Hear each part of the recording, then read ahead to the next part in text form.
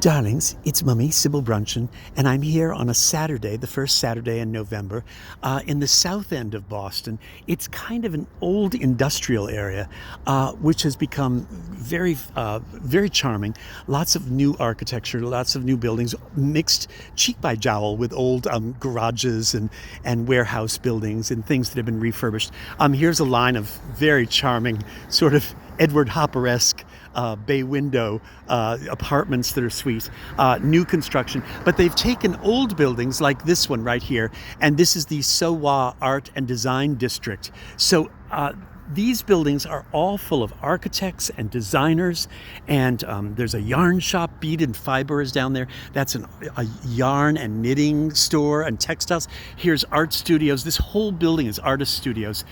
There's Marie Galvin Fine Millinery. There's Casa Design, which is outdoor gardening things.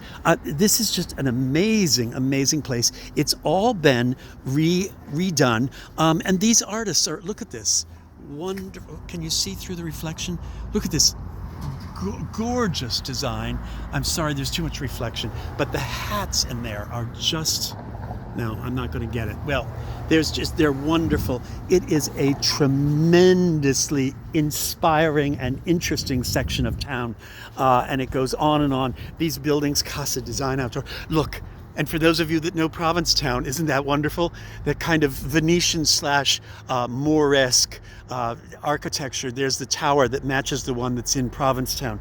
So if you get a chance, come down here to Paul Sullivan Way and Harrison Street and check this part of the town out. It's really, something, Boston is just endlessly fascinating to me. It just always charms me. They've really done, in my opinion, they've done so much more than New York did. New York had Soho, and then it was wonderful for about 18 minutes, and then they ruined it and corporatized it and chased out all the art and the creativity. Look up there, you can see easels everywhere. There's art studios all through that building. So be sure to come to this part of Boston when you come here. Boston is always fascinating. It's just big enough to be a city and just small enough to be fascinating, and to be, and you can still get lost in Boston. In honor of Paul D. Sullivan and his work with the homeless of Boston. And this is a little garden that they've dedicated to him. That's nice. That's very nice.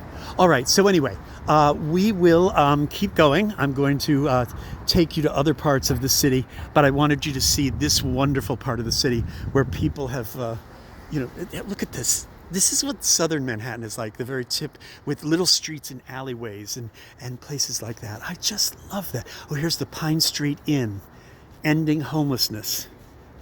Isn't that nice? Very nice.